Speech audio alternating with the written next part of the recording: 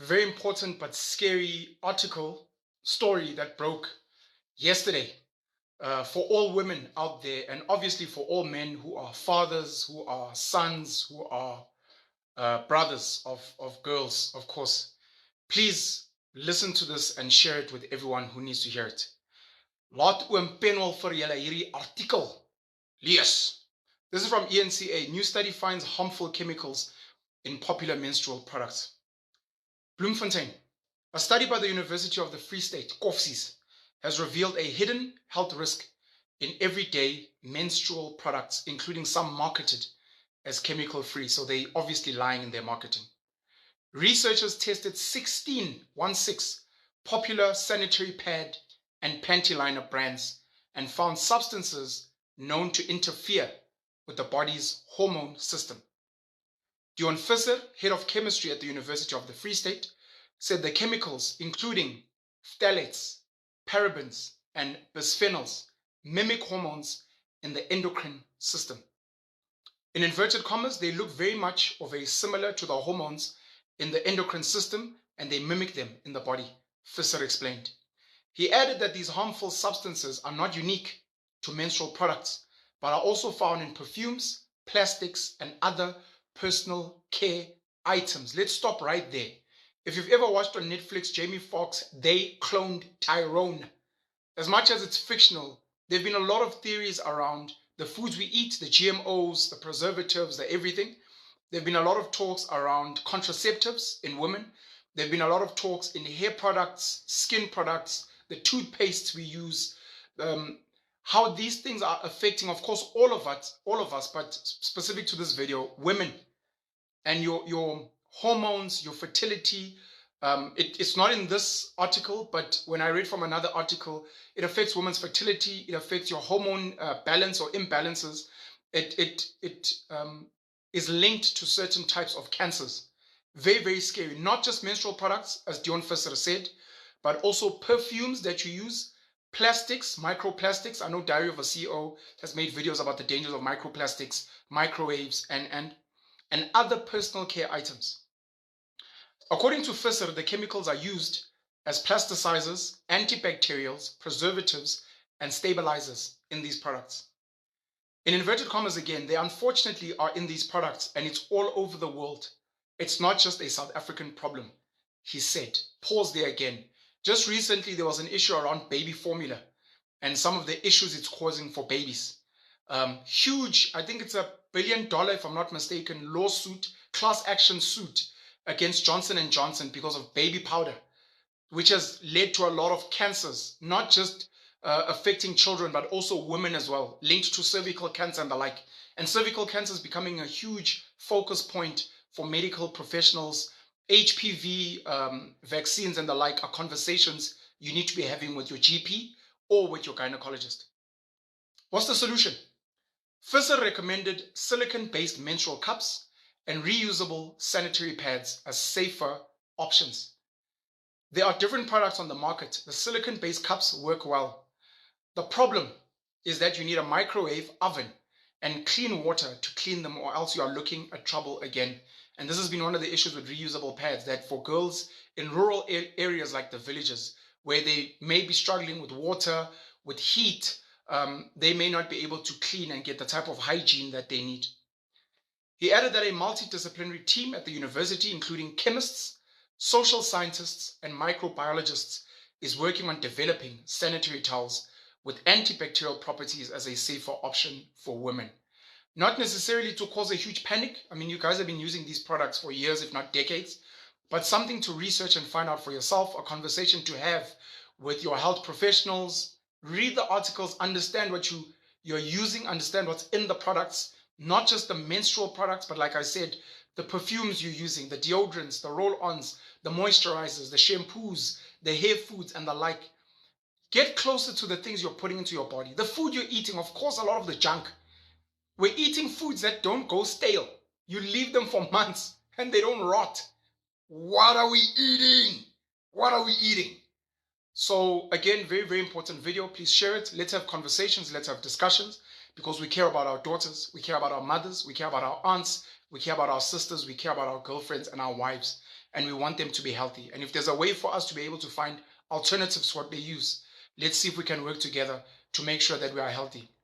I can only imagine what the ripple effect is of adding this, putting contraceptives, vaccines for babies, and how that affects the babies we have today with the increase in things like autism, ADHD, and other neurodivergencies. Again, it's an article I read. This is not me. I'm not a health professional. Penny all the black pen, this white penny, penny limnyama, penny ento. Nyantsanda bafethu. Sure. Breaking news, researchers have found that sanitary pads and panty liners sold in South Africa may contain hormone-disrupting chemicals that can cause cancer and fertility issues. Now, researchers at the University of the Free State tested 16 different sanitary pad brands and 8 panty liner types. Every single product that they tested contained at least 2 endocrine-disrupting chemicals, such as bisphenols, parabens, or phthalates. Now, these chemicals are known to interfere with hormones and have been linked in studies to things like hormonal imbalances, fertility issues, endometriosis, and cancer. Now, what's crazy is that these chemicals were even found in products marketed as organic, plant-based, and even free from harmful chemicals. Okay, so why are products still on shelf? Now, this is in relation to my previous video where they found that approximately 20 different sanitary pads and panty liners in South Africa contained cancer-causing chemicals. The answer is that the regulation and the framework and laws are there, but there's nobody really to enforce them, and the process is a bit complicated. So if I want to launch a product as an example that has a high-in-protein claim, I can go get it tested at a lab, I can launch my product into market, but I don't actually need to prove or submit that documentation to anybody to actually prove that my product is high in protein.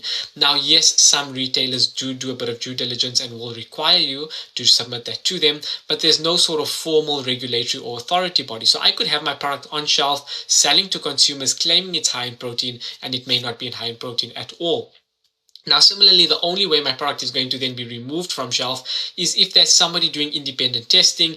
They test my product, they find out that it's actually not high in protein, and then you go through the process. Now, that process is complicated, and there's not one person or one body responsible for it. It could be the Department of Health, it could be the Consumer Competition, there could be a whole lot of people that need to do the investigation before it actually becomes a national consumer recall. And that is the problem. There's no centralized process, and also there are hundreds of thousands of products on shelf. There is no capacity to go and test every single product for every single claim.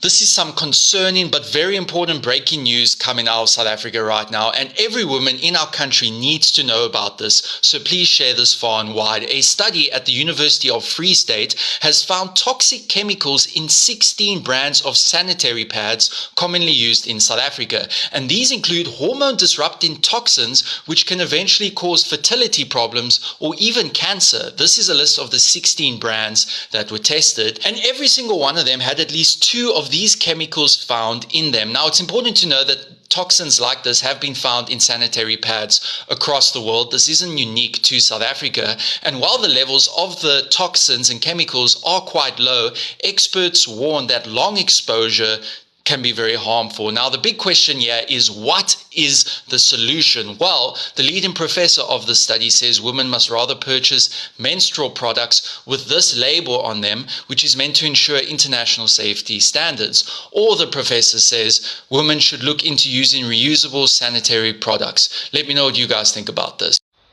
This one is for my South African girls.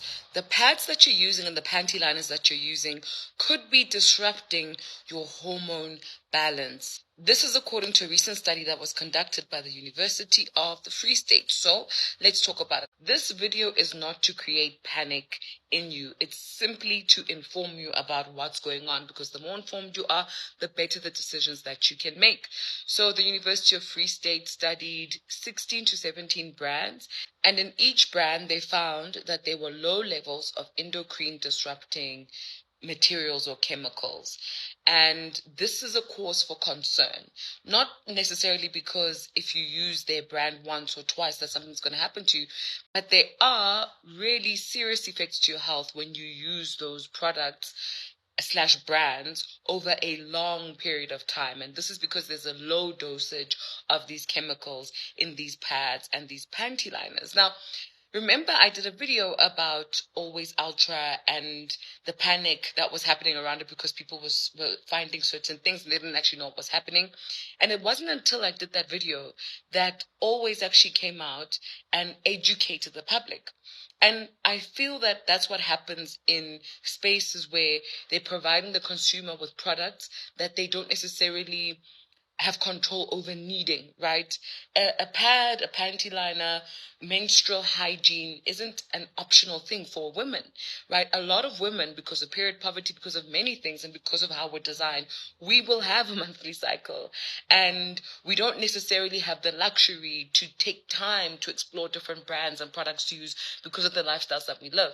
So brands that understand this sometimes take advantage, I believe, and instead of educating us and speaking to us when things go bad, they're hoping that we will talk and forget. And that's the worst approach. In an era where people are highly informed, whether it's misinformation or not, it's imperative for brands to have some kind of communication strategy that's always ready to interact with people and educate them about their products. Now, I'm not saying Always is one of the brands. I don't know which brands were found there, but I'm using my video about Always as an example of how reactive brands tend to be. On top of that, you get people who don't know what they're talking about, and they'll call you a hater of brands because you're actually speaking about how brands need to be moving. If I was any sanitary towel brand or any panty liner brand, feminine hygiene brand in this day and age, I would create campaigns that educate the public about why our products are safe to use, right? It doesn't have to be a direct response to the study that the University of Free State did, but it definitely has to be a conversation that they're having, whether they're using influencers to show why this is safe, how to use your pads and panty liners properly so that you do have proper 16 brands of pads and 8 brands of panty liners, and they tested it for chemicals, EDCs, endocrine disrupting chemicals, which has an effect on fertility. It's hormone disrupting, and in some cases can cause cancer. And in every single product, 2 out of the 3 chemicals were present. The team who did the testing and the research was a team of 5 people. One was a PhD student, and the others were all doctors and professors. And they said that it is pretty concerning that there aren't stricter rules and regulations regarding the chemicals in those products, because it makes contact with a very sensitive and more absorbent part of our bodies.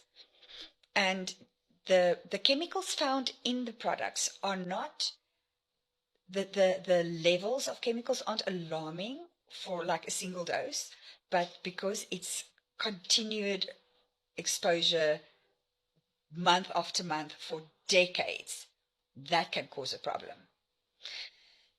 You know, I know so many people personally who's had problems with fertility and had problems with their bodies.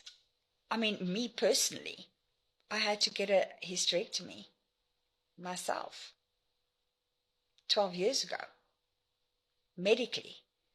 So it makes me just angry to know that they really don't care about women's health. So the study is up on the website, on the University of Free State's website. It is interesting. Go read it. And they are also urging women to look more into reusable sanitary products. And they are also busy designing one, a safer option. Because right now the options out there are not safe. Even the ones who advertise that they are chemical free came up with chemicals. What began as an initiative to develop affordable sanitary towels for learners who miss school during menstrual cycle has led to an alarming discovery. The study, which took over 3 years, uncovered the presence of hormone-disrupting chemicals in sanitary pads and panty liners tested. These menstrual products are widely used by women and girls across South Africa.